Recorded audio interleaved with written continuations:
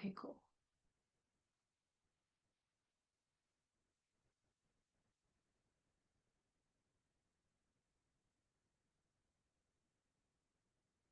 Mhm. So feel free to say hello. You can unmute yourselves or enter where you're from in the chat box. And if there's anything specific that you're interested in, happy spring. I wore green today. I think this is the only item of green clothing that I own. So I dug it out of the closet in celebration of spring. Yay, it's finally here in Nova Scotia. Hello, Heather from Nova Scotia.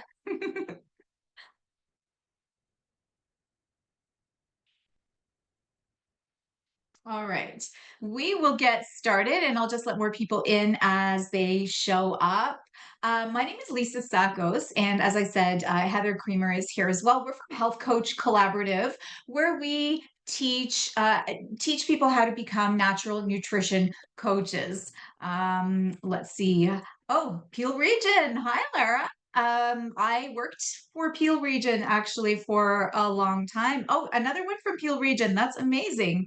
Do you guys know each other? I wonder if you know each other, it's Lara and Sonia.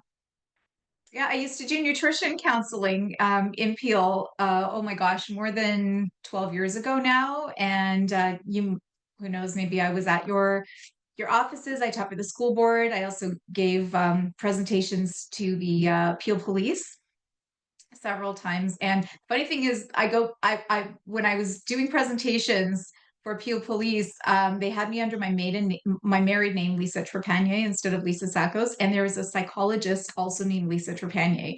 So that was very confusing for everybody. Okay, so you do know each other. That's great. Okay, we're still letting a few more people in. Welcome, welcome. I will get started because we don't have a huge amount of time, and some of you are probably on your lunch hour, and I don't want to take up too much of your Friday lunch. But thank you for joining today. My name is Lisa Sakos. I'm a natural nutrition coach. Heather Creamer and I from the Health Coach Collaborative are putting on a series of free workshops over the next couple of months, actually right through until June.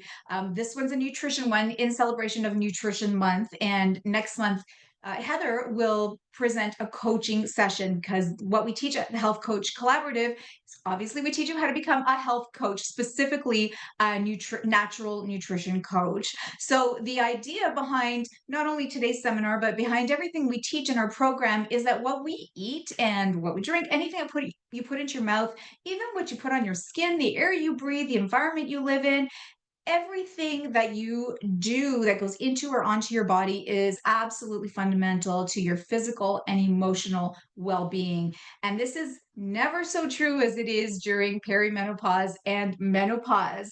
Food powers our energy, and energy tends to drop during this transitional time of life.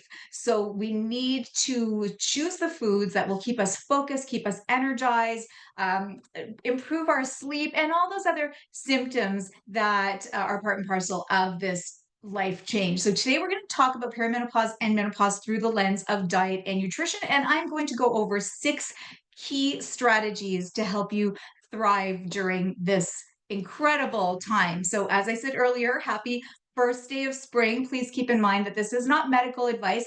I'm primarily talking about diet today, not so much on nutritional supplements, nothing on hormones. We don't really have time for that. And that's not really, in my lane anyway. You'll want to speak with your doctor about that. But the emphasis is on diet. But if you are dealing with a medical condition, or if you're on some kind of pharmaceutical drug or working with a healthcare practitioner, before you make any drastic changes to your diet, please make sure that you run it by them first to ensure there aren't any contraindications.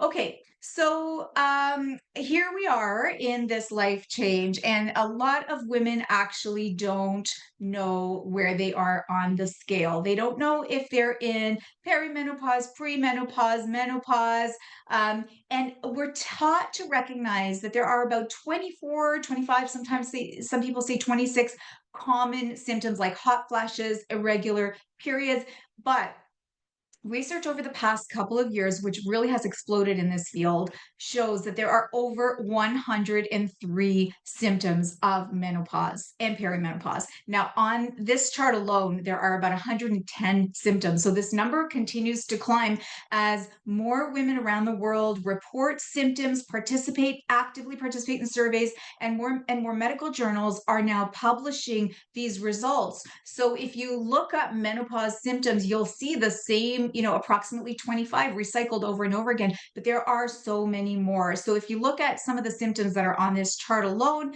things like panic attacks, lightheadedness, restless leg syndrome. I mean, we know about hot flashes and night sweats. We know that the body starts to change shape.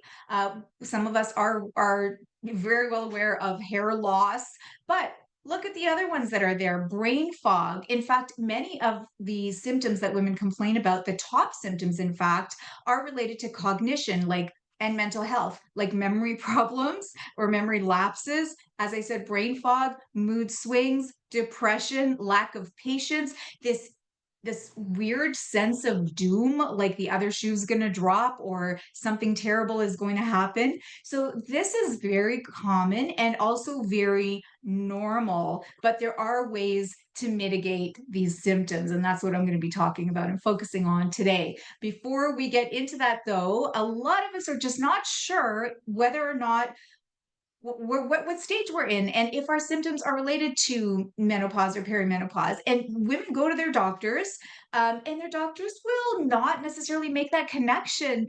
And research over the last couple of years has really shown that very few physicians actually address symptoms of perimenopause or menopause with women. Some women go into menopause very early, and if you look at this chart, these are the stages. Everything before perimenopause is called premenopause. So our estrogen levels are pretty high.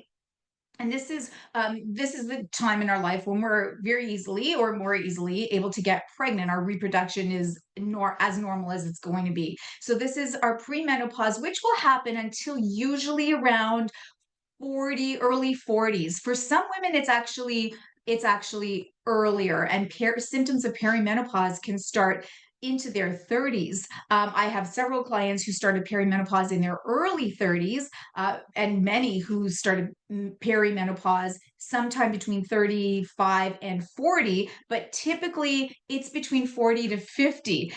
Now, the symptoms that I just showed you, and for those of you who are just joining us, there are well over 100 symptoms of perimenopause and menopause that as women we should be aware of, because you might get a hot flash, you might get a night sweat, and you might relate those to perimenopause. Maybe you're starting to put on a little bit of weight, especially around the midsection. You might relate that to menopause. Maybe your migraines are getting more severe, or headaches, your PMS.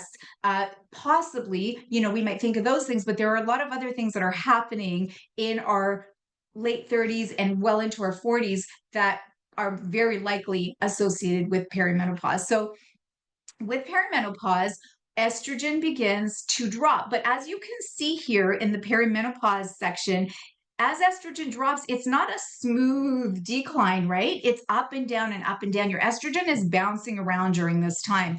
And your progesterone, which is the progestation or pregnancy hormone, that's also coming down a little smoothly and a little more steeply. But as estrogen bounces around, so do our symptoms. So some weeks you might feel great, some weeks you don't feel great at all. You might get a great night's sleep tonight, and then tomorrow you just don't sleep at all, or you wake up 25 times. So it can be all over the place. It's quite tumultuous.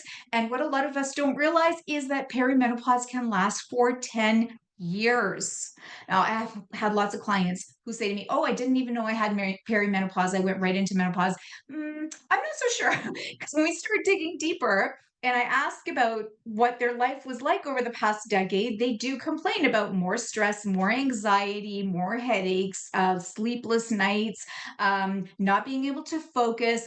Cognition is one of the areas that's most affected by estrogen changes. And in fact, a study was just published this week explaining exactly how the brain physically and physiologically changes during perimenopause. So it is not your imagination if you find that you just can't focus, that you need more rest, that you're just you don't have patience anymore.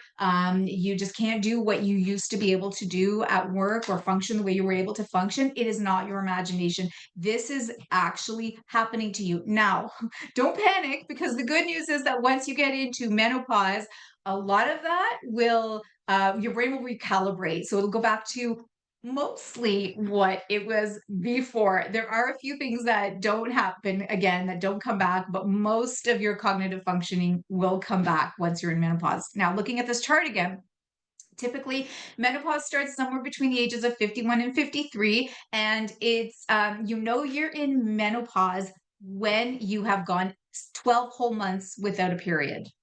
So 12 whole months, no period. And if you never get a period again, then you're definitely in menopause. Some women actually do get a period once or twice. So you have to count another 12 months after that date, unless there was another reason why you had some bleeding.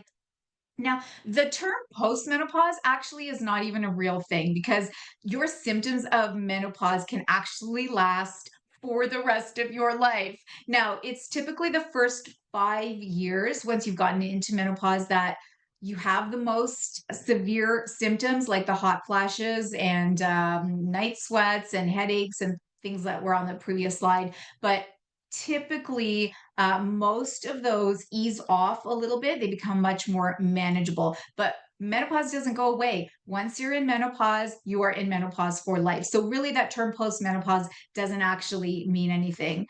Okay.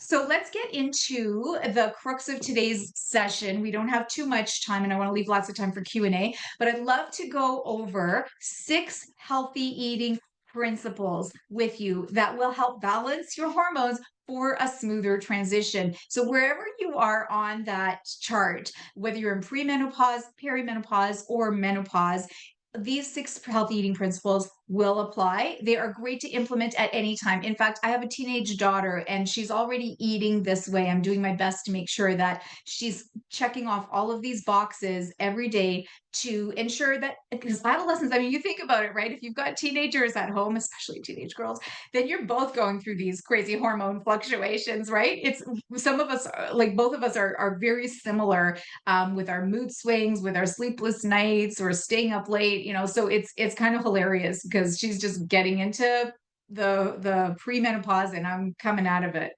It's a riot. Anyways, okay, chat box is open. So if you have any questions, comments, anything you'd like to add, please feel free. Let's have a conversation. I don't want to just talk at you, and I'll leave plenty of time for a Q&A at the end. Now, if there's one thing that I have learned on my personal journey through perimenopause and then into menopause, and also with working with women over the past 27 years, no two women are the same. My menopause journey was unique to me. Yours is unique to you. Uh, I had a great experience. In fact, I've never felt better, to be honest. And I know this is different than what a lot of other women say, but hey, not having a period is amazing. I never have to worry about making sure I have protection with me or wearing light pants in the summer. Like, none of that. It's all gone. It's wonderful. My weight is much more stable than it was before. When I was in perimenopause, like one day I could like gain 10 pounds overnight. And I thought, this is like, what have I done? Did I eat a lot of salt? I didn't even know I was in perimenopause until right near the end. Actually, I had a child late in life. So I went right from breastfeeding into perimenopause. And so I assumed that for the first 3 or 4 years, it was just my hormones adjusting, but it wasn't. It was actually just this drastic change of hormones into perimenopause, and didn't acknowledge that it was it was due to this life change until much later. So there is one thing that we all have in common, even though our bodies are all going to be different. It's that there's a need for more nutrient rich, more whole foods. And we also want to support the body's detoxification cycle. Now, if you can think back to biology or if you're in the health field, then you know that there are three types of estrogen. And the way that your body metabolizes estrogen is also very, very important because your body can make good estrogens and it can make bad estrogens. The bad estrogens are what cause a lot of our symptoms of perimenopause and menopause. They cause the tender breasts and the PMS symptoms if you're still in premenopause or perimenopause.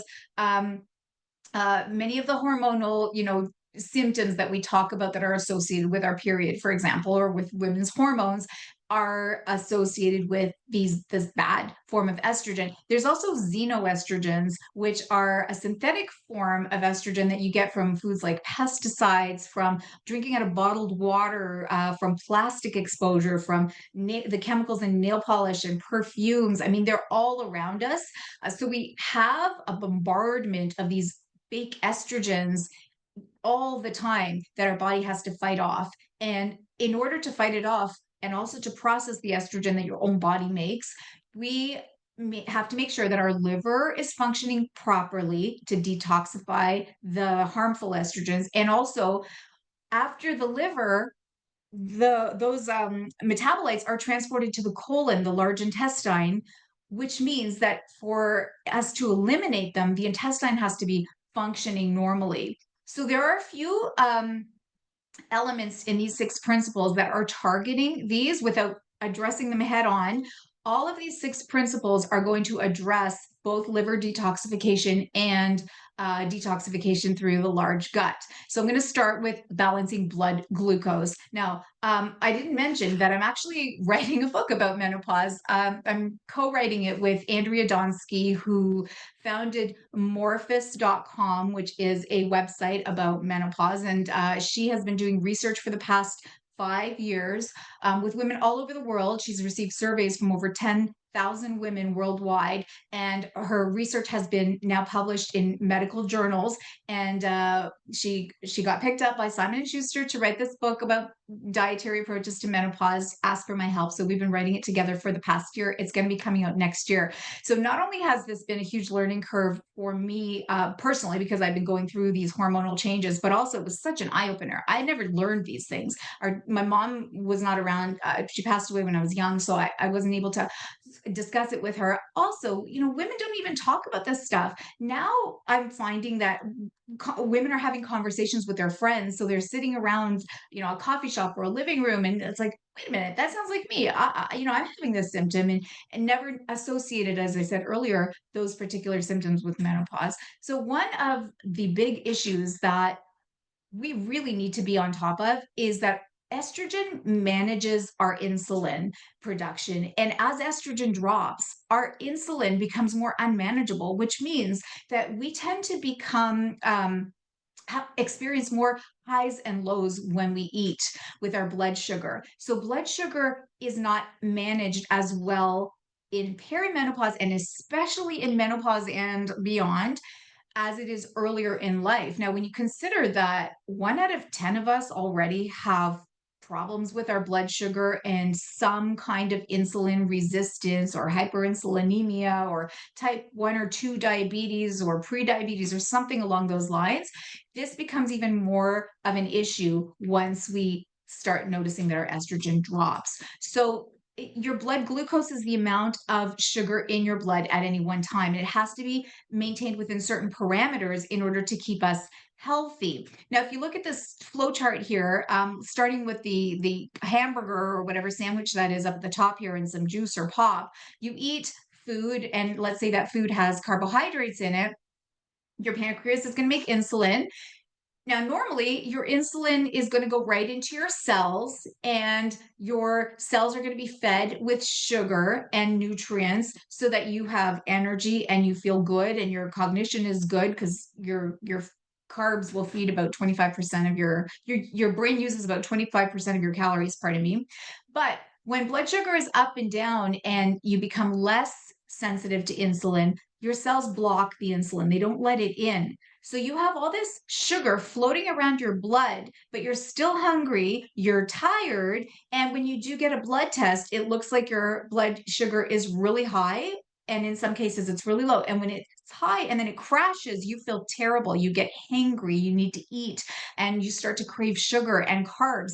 And the more sugar you eat, the more insulin resistant you become. And overall, this leads to something that we call metabolic syndrome, which can cause visceral adiposity, which is fat storing around the midsection, and that in turn leads to inflammation throughout your entire body. So it could cause arthritis symptoms, it could cause pain, joint pain.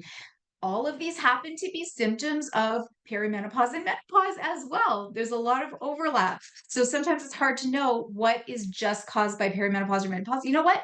Nothing is. The symptoms of perimenopause and menopause don't just show up because of your age. They occur because something like this is happening, because your blood sugar is getting dysregulated, for example. So we have to stay on top of it. And it is going to be a battle. It becomes much harder. And it's imperative, because look at all of the things in your body that are influenced by your blood sugar levels. So, um, your pancreas is part of your endocrine system, and your endocrine system makes and regulates most of the hormones that are produced in your body. And these are controlled by your brain primarily, but also by the foods that you eat. They're all connected. So, what affects one hormone is going to affect all the other hormones. So, for example, when your blood sugar is up and down, that's going to cause your cortisol to go up and down. That's a stress hormone. And when blood sugar and cortisol are bouncing around all over the place, it can affect your thyroid hormones. That is what controls your body temperature. Your thyroid is here. That's why I'm grabbing my neck. Your energy levels, your body temperature. So you might feel cold or you might feel hot. Hello, hot flashes and night sweats or chills during the day.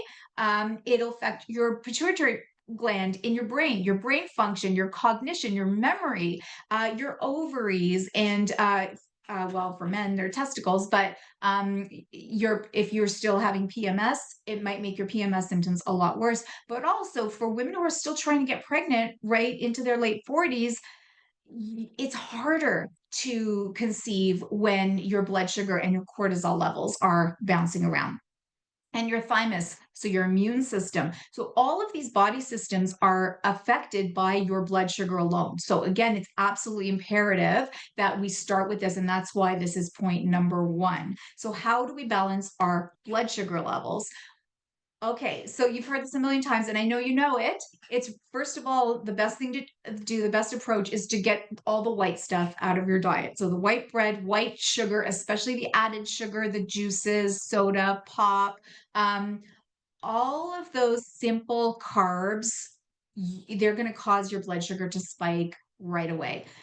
You can replace them with complex carbohydrates. So that's the brown stuff, like brown rice, whole grains, beans are even better, beans, legumes, lentils, because they have protein in them too. And protein becomes extremely important here as a strategy for balancing blood sugar, because protein helps keep your blood sugar levels steady and it's satiating. So you're full for a longer period of time. So we want to make protein the star of every meal. I'm going to be talking about that next. But what I'd like to make sure you understand here for this point is we want to get away from the habit of eating carbs by themselves. So, like a banana, for example, sure, it fills you up for a few minutes, but that's a carb and it's got a lot of sugar in it. So, banana is going to cause your blood sugar potentially to go pretty high and then come down pretty low. So, let's have some protein with that banana. What does that mean? Some nuts, maybe a little Greek yogurt, balance it out with a little protein so there isn't so much sugar there, something to buffer the sugar. Also, making sure you're getting at least 30 grams of fiber in your diet every day. I'll talk about that in a minute as well. Cinnamon has been shown to literally trick A1C tests. So it can trick your medical test into thinking that your blood sugar levels are normal. That's how impactful cinnamon is to reduce blood sugar. And it's even better if you use Ceylon cinnamon. There's a couple of different types of cinnamon. You can get that online or from health food stores. And how do you use it? Sprinkle a little bit into your coffee or into yogurt or just something that you're eating. And you don't need a lot, just a quarter teaspoon a day will have that effect. And foods that have lots of polyphenols in them, and these are antioxidants. These antioxidants will help make a good bacteria in your gut called Akkermansia muciniphila that is like this is going to explode in research over the next year. I'm super excited about this probiotic. Um, I don't recommend buying it because it's in so many, you can make it from so many different foods right now. But what's super exciting is that it doesn't just support your microbiome, which I'll talk about in a bit, but Akkermansia helps make more GLP-1. Okay, so you've heard of Ozempic, and you probably know a lot of people taking Ozempic right now to control their weight and to manage their blood sugar. Your body makes its own Ozempic, like GLP-1. And one of the ways to get it is with this Akkermansia, which you get from eating polyphenols. So, what are the polyphenols? Fruits, especially berries, pomegranate, grapes, cherries, and apples with the skin. Certain vegetables like red cabbage, spinach, red onions, artichokes, carrots, black beans, lentils, walnuts, almonds, and other legumes. And then there's a lot of beverages. You're going to love this: black tea, green tea, coffee, even kefir, one of my favorite things in the world, dark chocolate, so 70% plus, turmeric, and then cinnamon, oregano, rosemary. Rosemary is actually amazing. It has rosamic acid, which is a great hormone balancer. So for girls going through PMS and at any stage in our hormonal life, rosemary is very effective. And finally, extra virgin olive oil, which can increase Akkermansia levels and also protects your gut lining. Now, if you think about all these foods that I just mentioned, they're a big part of the Mediterranean diet. And I really believe that the Mediterranean diet is so healthy and protective of different health problems because of the polyphenols that you get. There are also some lifestyle measures that you can implement. Exercising, like even just going for a walk, but especially after a meal, helps to regulate blood sugar more than if you exercise at a different time of the day. Also, you want to work with your body's biological rhythm. So try and eat, sleep, and exercise at the same time every day. I know it's easier said than done, but if you can get into that routine, that will help. CGMs or continuous glucose monitors are also very helpful to help you identify what foods are causing your blood sugar to spike. You can order those or you can speak to your doctor about maybe borrowing one for a while. And we don't have time to talk about this today, but if you've been doing any intermittent fasting, that has been shown to effectively manage blood sugar too. I promise I'll go through the rest a lot faster than the first one, but this is a really important point. And personally, and also with clients, I found that this has been such an important key to my health and hormonal balance, and also for energy, for my muscle growth, because muscles start to break down a lot faster once we get into our 40s and with every decade, every subsequent decade, they break down faster and faster. So the amount of exercise that I have to do now compared to what I used to do before is totally different. So, building with protein, not just your muscles, but your energy levels and your hormones as well. 'Cause protein literally is the building blocks of which we are made. When you're premenopausal, you could probably get away with about 1 gram of protein per kilogram of body weight. But as we get older, we need to up that. So we're looking, now the studies will say anywhere from 1.2 to 1.6. I've even seen 1.7 grams per kilogram of body weight.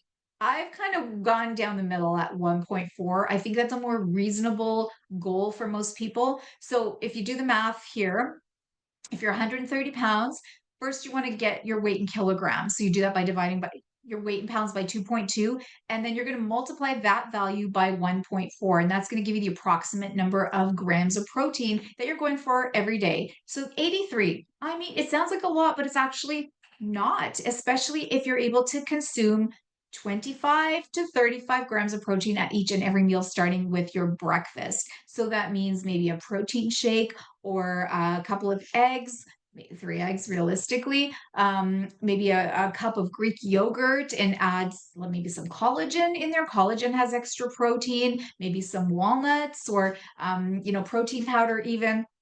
And if you're eating about 25 grams of protein per meal, then it's not that hard to hit your targets. So here's an example. Greek scrambled eggs and some Greek yogurt, that gives you 26 grams right out the gate. Lentil soup with some tuna, some hemp hearts, and a salad, that's 34 grams right there. And a 3 ounce chicken breast, which is going to be about the size of your palm, plus some quinoa, another 30 grams. So really, it's not that hard to get to reach your target. And if you're going to have a snack, make sure there's some protein at each snack as well. Okay, number three is don't fear fats. Now, it's very common to gain about 10 pounds during perimenopause. Yes, it's common and it's normal. And the reason your body's doing this, first of all, your muscles are breaking down faster. So that's one factor. But the other factor is that we actually need more fat during this transition because your hormones are made from fat, the specifically from cholesterol, which is a type of fat. So if you look at this chart here, right at the bottom, you've got cortisol, testosterone, and estrogen, and they originate from fat ultimately. So we also need fat for our brain. It protects our brain and nervous system from deterioration, and it makes sure that what goes into our brain cells and out of our brain cells is healthy and not toxic. And we also need fat to absorb fat soluble nutrients like vitamins A, D, E, and K. So if you're going to take these vitamins, like let's say you're taking vitamin D, um, I would recommend that you take vitamin D with a meal that has a little bit of fat in it to make sure that it's absorbed and not on an empty stomach. So, what are we talking about here? Because fats make all the difference here. Good fats are very different from bad fats, drastically different. The good fats will heal you, the bad fats will cause a lot of damage. And if we had more time to talk about this today, I'd get into the weeds, but we're going to stick to just naming them right now. So naturally derived fats from raw nuts and seeds, from animal foods, if you eat animal foods, extra virgin olive oil, avocado, and then of course omega-3. And I love the omega-3 the most because omega-3 reduces inflammation. And inflammation is something that happens much more readily as we get into our perimenopause and menopausal years. We get joint pains for no reason at all sometimes, right? We tend to have inflammation around our heart or in our arteries, in our brain, in our gums, like gum disease, in the intestines, in the digestive system. So the more omega-3 you can eat, and even if that just means eating fish a couple of times a week or taking a supplement a few times a week, then it'll help reduce the inflammation and it works fast. The fats we want to avoid, on the other hand, processed oils like those big bottles of sunflower oil or safflower oil or mystery oil, corn oil. These are highly processed, highly damaged, and they damage your cells as well. Now, trans fats, are pretty much out of our food supply for the most part now. There might be a few products lingering on the shelves, but trans fats are basically outlawed in Canada and the US. So any new foods that are being sold should be free of trans fats, but it's still a good idea to just keep an eye out for them and just check the nutrition facts panel to make sure that your foods that you're buying don't contain trans fats. Now, people always ask me, what about evening primrose oil? Evening primrose is an omega-6, and if you have too much omega-6 in your diet, that can actually cause inflammation. And especially if you have blood sugar problems already, like if you're pre-diabetic or diabetic or you're taking metformin, your body's going to make more inflammation if you take evening primrose oil. So stick to omega-3 instead. Number four is making friends with fiber. I mentioned earlier 30 grams of fiber a day. Now, this is important for so many different reasons, but one of the main reasons is because fiber, especially the soft soluble fibers, help bind to the bad estrogens and other hormones, as well as toxins that might be in your body, and pull them out of your body through your stool. Soluble fiber also binds to excess cholesterol. So it's one of the most effective ways to balance your cholesterol levels. And, like everything else, because estrogen is dropping, cholesterol tends to go up. So women who had perfectly normal cholesterol their entire lives, once they get into menopause, suddenly their cholesterol is high. It's not always a bad thing, But one intervention is to make sure you get more fiber in your diet to help your body eliminate that extra cholesterol. So, beans, lentils, chickpeas, awesome, awesome sources of fiber, nuts and seeds. Basically, any natural plant food is going to provide you with fiber as long as that fiber has not been stripped away. All right, coasting through here, trucking away. The next one is to support your digestive system. Again, low estrogen causes everything to slow down. So we have less acid being made in our stomach, and your stomach is where protein digestion takes place. So all that protein that I just recommended that you eat, if you're not making stomach acid, you have a hard time digesting that. So you might get acid reflux. You might get really bloated and heavy after you've eaten protein. So we want to make sure that we are supporting our digestive system as much as possible to keep that going smoothly. Your system is just one long tube that starts in your mouth and ends at your anus. And, there's a process that happens in there. It's called gut motility. And that's the process of moving food through your digestive system, which also slows down as we get into menopause. So sometimes we get constipated, or we might end up with IBS or some kind of inflammation in the gut as a result of estrogen dropping and gut motility slowing down. Okay, how do we speed it up? How do we support digestion? Keep our meals simple. That's one way to do it. So going to a buffet where you have like 75 different foods to choose from, and chances are we're going to eat every single one of them, or at least try them all. That's not recommended, at least not very often. That's not a simple meal, right? So keep it simple with like a protein and, maybe a small amount of complex carbohydrates and some vegetables. Eat a few raw foods when you can, because raw foods like fruits and veggies will provide enzymes that help promote digestion. Papaya and pineapple have lots of enzymes in them. And you can even, I don't know if I have it with me, you can even take a digestive enzyme that you can pick up from a health food store or even a pharmacy, or order it online, and take a digestive enzyme before meals. Slow down your eating. Put your fork down between bites, chew carefully. The more work you can do up here, the less work the rest of your system has to do. And you can also try drinking some water with lemon first thing in the morning, or a little bit of apple cider vinegar in a little water, just a shot of apple cider vinegar before you eat a big meal, especially. And that's going to help put some acidity into your stomach to help support digestion, especially in your stomach. Probiotics and prebiotics are essential for your lower digestive tract. So, fermented veggies like kimchi, sauerkraut, you can make your own fermented veggies at home. Just watch a YouTube video. It's not that hard to do. Kefir or Greek yogurt are also great sources if you can tolerate dairy products. Miso, tempeh, buttermilk, sourdough bread, it's the best.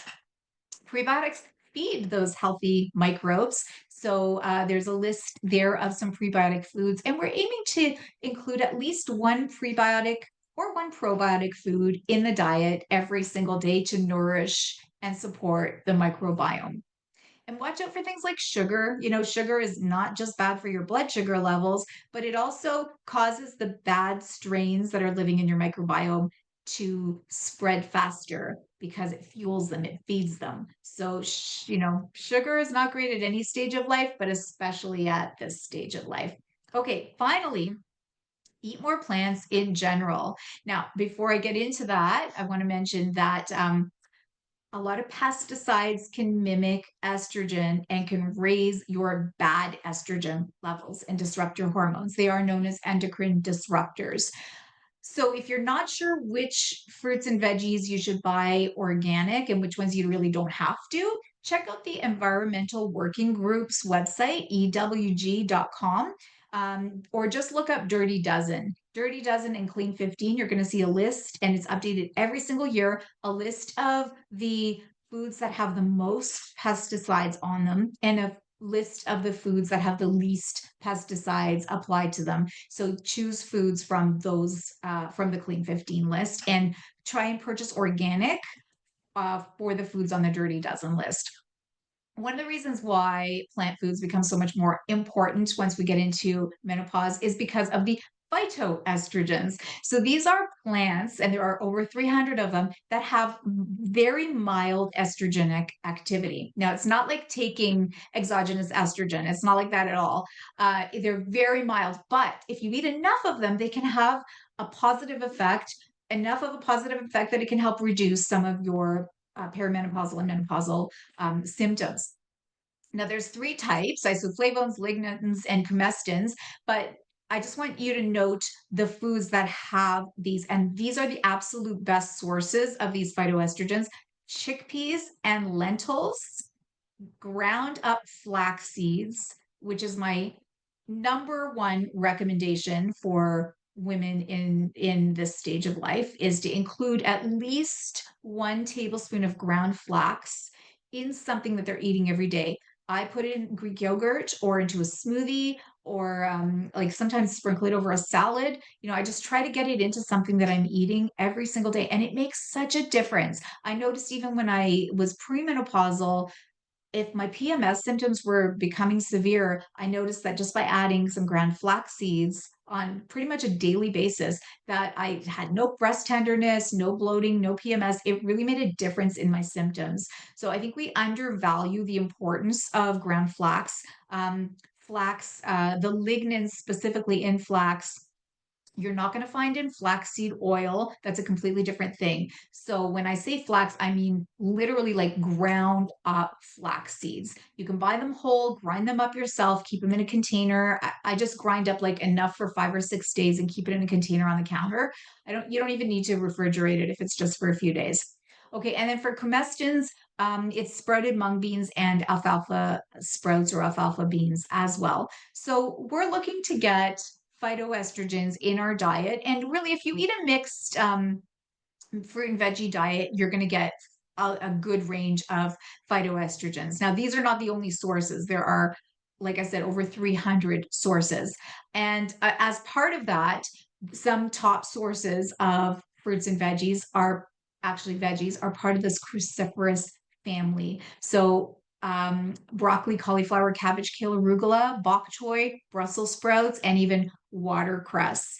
Now, I highly recommend eating from this family at least 5 days a week. The minimum recommendation is 3 days a week. And you don't have to eat all of them, of course, but if you buy broccoli this week, eat broccoli, say 3 times, and then maybe buy some cauliflower or some arugula, some kale, have a salad with kale or arugula. Add some watercress to your sandwiches or on top of a soup, for example. These are so powerful as far as getting rid of the bad estrogens, supporting estrogen metabolism, and especially detoxification from your liver. So they are more effective than anything else that we can do or consume. You can buy supplements that will do this, but really this is a much better habit to get into because, of course, it's not the only thing that cruciferous vegetables do. They have many, many other benefits. And one factor that we should really be hearing much more about is that cruciferous veggies can reduce the risk of breast cancer. And there are many clinical studies that have shown this. So, research on the microbiome over the past few years has shown that in order to have a super healthy microbiome, a really great goal to reach for is to eat at least 30 different plants a week. Now, I know you're all panicking, like, what, 30 plants a week? That's too much. But you have so many plants to choose from. That includes our herbs and spices. So, a little rosemary here, a little basil here, a little oregano here, some cilantro. That's four already, right? And it also includes your all fruits, all veggies, legumes, nuts and seeds, whole grains. So it actually adds up a lot faster than you think. So, if you sit back and think, okay, what did I eat today? Let's see, I had an omelet and I put in my omelet some onions, some garlic, some spinach.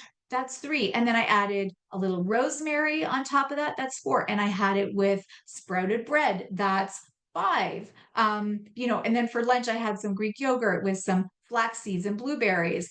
That's seven, right? It adds up. So if you can aim for, 8 or 10 different types of plant ingredients per day, then that 30 different plants a week is a piece of cake. So that is a really nice goal to strive for. And to wrap it up, just to review quickly, like ultra processed foods, these are foods that have come so far away from their natural original source. These are harmful for humans at any stage of life, and especially for women in perimenopause and menopause, because they can exacerbate our symptoms. So most of the time, ultra processed foods are going to have artificial ingredients in them, like additives, food colorings, artificial flavors, lots of preservatives, artificial sweeteners. So just stay away from those as much as you possibly can. Watch out for those processed seed oils. When you're buying a vegetable oil, again, stick to olive oil as much as possible.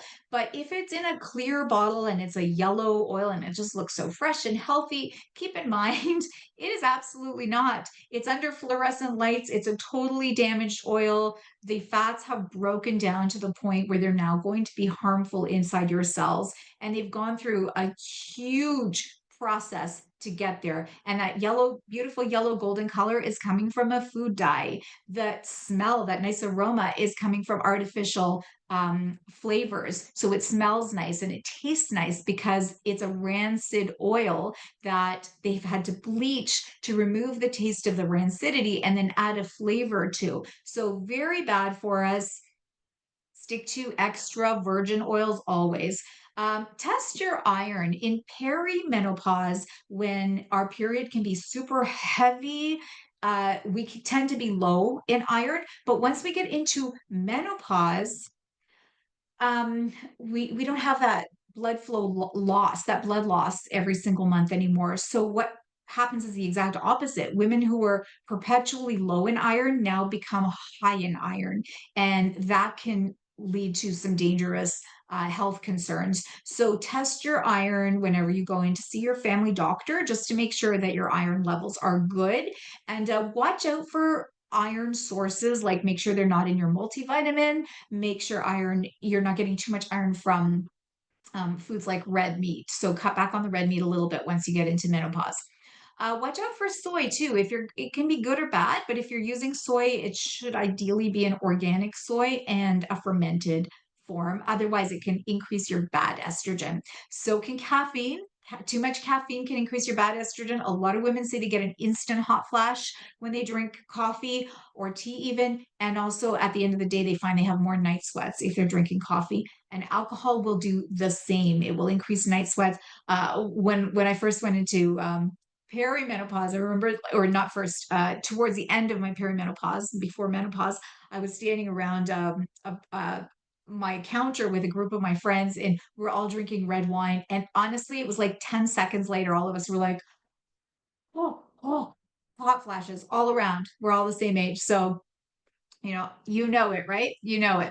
Okay. So, now I'll open the floor to any questions. And before we get into that, actually, I just wanted to thank you for attending today. And if you're interested in signing up for any more free workshops, as I mentioned, the next one is going to be a coaching workshop taught by Heather.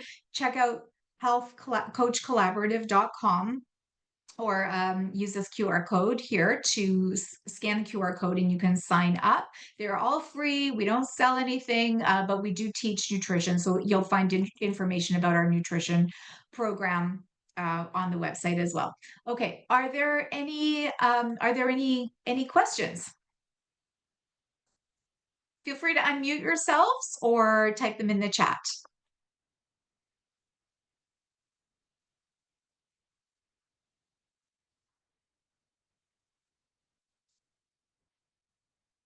Okay. Well, if you don't have any questions, then feel free to send us any emails if you do have questions down the road. It's info@healthcoachcertificates.com. Right, Heather? Did I get that right? Health coach. Yes, health coach certificates. Yes. Healthcoachcertificates.com. If you have any questions about any of the information that I mentioned today, there's a question from Patrice, or the program or anything else that you want to chat with us about, please feel free to send us an email at any time. I mentioned ground flax. What about whole flaxseed? Okay, thank you, Patrice. Great question. It's nice to see you here. Whole flaxseed does not effectively change hormone levels. It just acts as a source of fiber because the shell is so hard, our teeth are not capable of breaking down that shell to expose the lignins that are inside. So when you eat flax seeds, some of it will get crushed and you may get exposed to a little bit of it, but most of it is just going to pass right through your digestive system and end up in your stool whole. I heard someone say once that we would need to have the teeth of a horse to effectively grind up flaxseed. So use your coffee grinder instead, or a mortar and pestle, or you can even buy it ground. That's just as good. Um, yeah, so thank you very much. I guess I will sign off, and thank you so much to everyone who attended. This presentation was recorded. It will be available as a recorded session and will be sent to you via email, and it'll also be, I think, posted to YouTube probably, right, Heather? Yes. Okay, great. All right. Thanks, everyone, very much. Have a great afternoon and a great weekend. Take care.